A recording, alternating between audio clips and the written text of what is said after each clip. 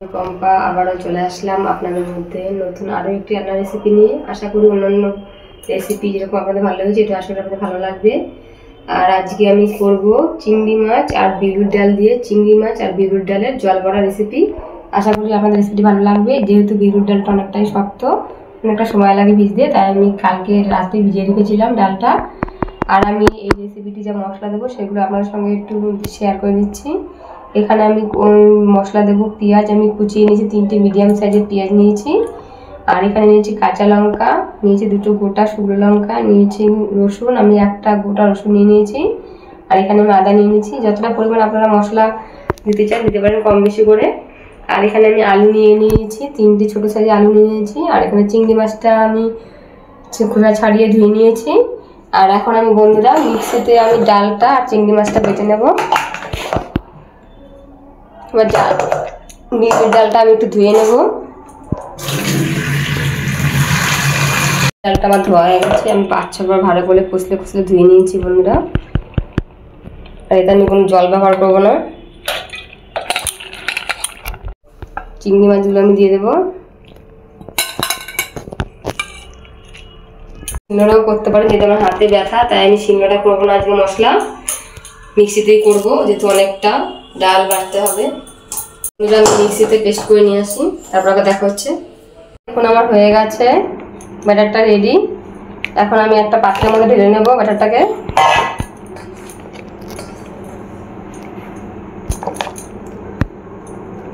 এর মধ্যে বন্ধুরা আমি এখন লবণ দেবো, শুধু লবণ দিয়ে মেখে নেব। আর এর মধ্যে লবণ আর এর সাথে আমি অ্যাড করব সামান্য আটা। আমি এখানে অ্যাড করব। একটু মাখো মাখো ভাব পায় আর ছেড়ে যাওয়ার সম্ভাবনা কম থাকে। অনেক সময় কি বড়াটা জলে দেওয়ার পরে ছেড়ে দিতে চাই, কিন্তু আটাটা দিলে ছাড়ার সম্ভাবনা থাকে না। আমি একটা কড়া বসিয়ে দিয়েছি এখানে, যেহেতু জল বড়া তাই এখানে আমি জলে আগে ভাপিয়ে নেবো। আগে ওই কিছুটা আমি বেশি করে জল দেবো।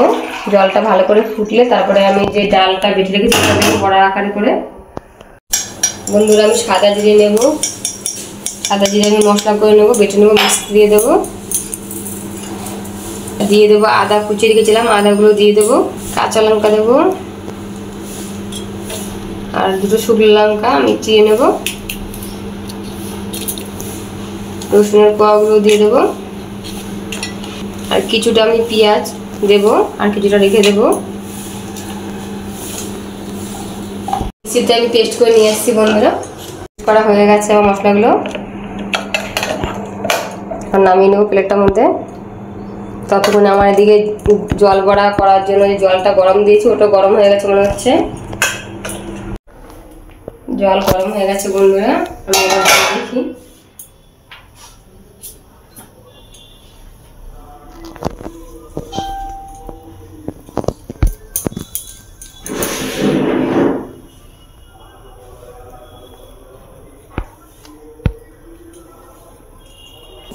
বড় ছোট আপনারা যেরকম খুশি সেরকম করে দিতে পারেন।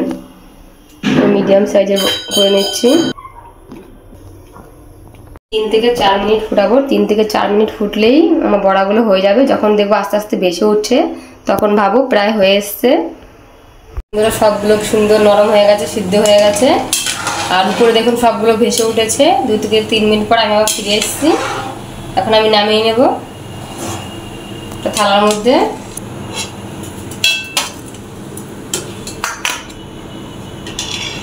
একই প্রসেসে আমি পরেগুলো করে নিচ্ছি বন্ধুরা।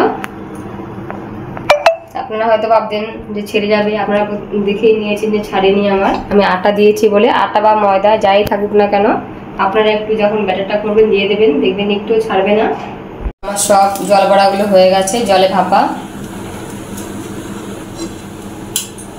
দেখুন কত সুন্দর হয়েছে, অনেকটা দেখাচ্ছে ডালের গুঁড়ি মতন দেখতে। একটাও কিন্তু দেখুন আমার ভাঙেনি বন্ধুরা, পুরো গোটা গোটা রয়েছে। গরম হয়ে গেছে, এবার সরষে তেল দিয়ে দেবো। এই রেসিপিটা পুরো সরষে তেল দিয়েই হবে।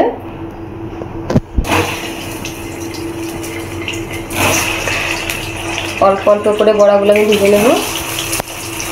বন্ধুরা আমার ভাজা হয়ে গেছে, খুব সুন্দর হয়েছে রঙটা। এখন আমি নামিয়ে নেব।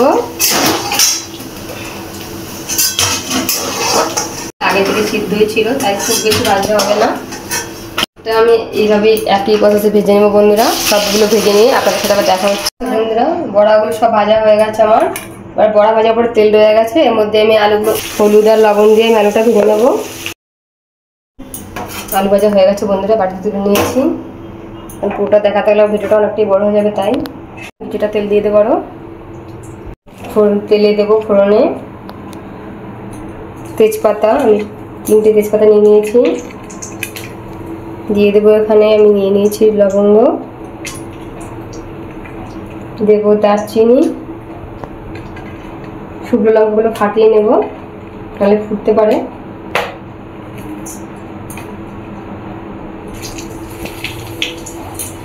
আর আমি এলাচগুলো ফাটিয়ে নেব।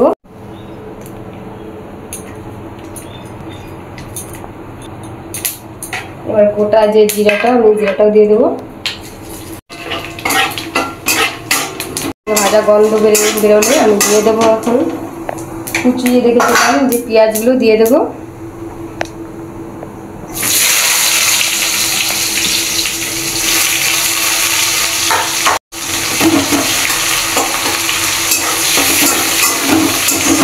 পেঁয়াজটা যখন লাল লাল হবে তখন আমি যে বাটা মশলাটা বেটে রেখেছিলাম তখন ওটা পরে দেবো। দিয়ে দেবো আমি স্বাদ মতো লবণ, দিয়ে দেবো হলুদ গুঁড়ো, আমি 2 চামচের মতো হলুদ গুঁড়ো দিয়ে দিয়েছি। ভালো করে নেড়ে নেবো। লাল লাল হয়ে গেছে, ভাজা হয়ে গেছে।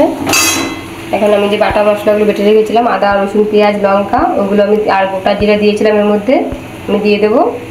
আর শুকনো লঙ্কা ছিল আপনাকে দেখিয়েছি, আমি কিছু দিয়েছি। আমি ভালো করে মশলাটা মিশিয়ে নেব। মশলা কাঁচা গন্ধ না যাওয়া পর্যন্ত আমি মশলাটা কষাতে থাকবো।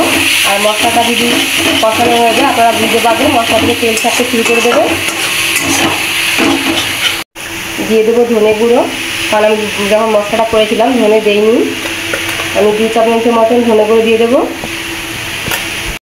দিয়ে দেবো কাশ্মীরি লঙ্কার গুঁড়ো, এটা কালারের জন্য।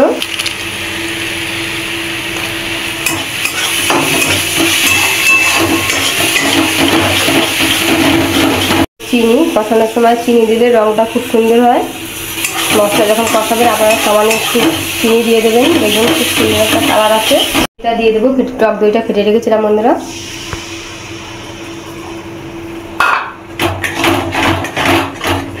টক দইটা যখন দেবেন আপনারা গ্যাসের ফ্লেমটা কমিয়ে রাখবেন, কারণ টক দইটা যখন দেবেন তখন সময় ফেটে যাওয়ার সম্ভাবনা থাকে, তাই গ্যাসের আঁচটা কমিয়ে নেবেন সবসময়। এখন মশলার গা থেকে তেল ছেড়ে দিচ্ছে, তার মানে প্রায় আমার হয়ে গেছে মশলাটা কষানো। আর একটু কিছুটা কষিয়েই আমি দিয়ে দেবো জলের মধ্যে। আর এদিকে আমি জল বসিয়ে রেখেছি গরম জল বাটিতে।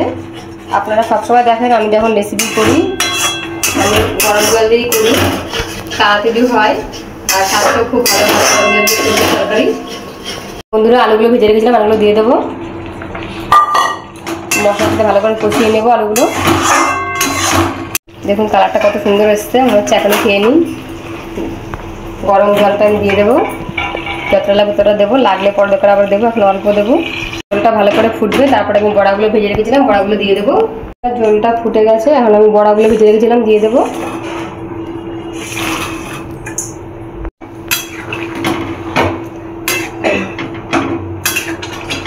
মিনিটের মতন বন্ধুরা ঝোলটা ফুটবে, আর আমি নামানোর আগে শুধু গরম মশলা দিয়ে নামিয়ে নেবো, তাহলেই আমার হয়ে যাবে।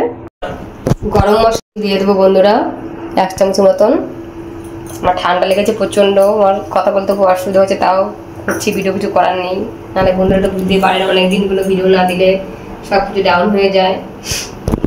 বন্ধুরা তোমরা আমাকে সাপোর্ট করো, সবাই আমরা পাশে থেকো।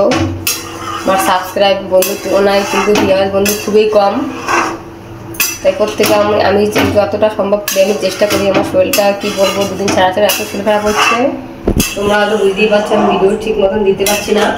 এখনও কথা বলছে মারফুদা হচ্ছে, আমি একটু হলে কাশি পাচ্ছে, কাশি সিরাপ খাচ্ছি, কফ বসে গেছে, প্রচণ্ড শরীর খারাপ। আর দেখো বন্ধুরা কত সুন্দর রঙটা হয়েছে, কারণ বড়া ঝোল টানে, তাই আমি আর একটু ফুটলেই 5 মিনিট মতন ফুটলে আমি নামিয়ে নেব। বন্ধুরা আমি নামিয়ে নেব। বন্ধুরা দেখুন আমার চিংড়ি মাছ আর বিউলির ডালের জলপাড়া রেসিপিটি হয়ে গেছে, আর কত সুন্দর কালারফুল হয়েছে। খেতে আমরা চেক করে দেখেছি, আমি খুব টেস্টি হয়েছে খেতে। আপনারা একবার হলেও এই রেসিপিটি বাড়িতে চিংড়ি মাছ আর বিউলির ডাল দিয়ে, চিংড়ি মাছ আর বিউলির ডালের জল বড়া একবার হলে বাড়িতে করে দেখবেন, খুব সুস্বাদু হয় খেতে। এটা আপনি ভাত বা রুটি দিয়েও খেতে পারেন, খুব সুন্দর হয়। আর আমার যদি ভিডিওটা আপনাদের কোনো অংশে একটু ভালো লেগে থাকে তাহলে লাইক, কমেন্ট আর বন্ধুদের সাথে বেশি বেশি করে ভিডিওটা শেয়ার করবেন। আর পাশে থাকা বেল আইকনটিকে প্রেস করে দেবেন, যাতে সবার আগে ভিডিওর নোটিফিকেশন আপনাদের ফোনে সরাসরি চলে যায়। পরবর্তী ভিডিওতে আপনাদের সাথে দেখা হচ্ছে বন্ধুরা।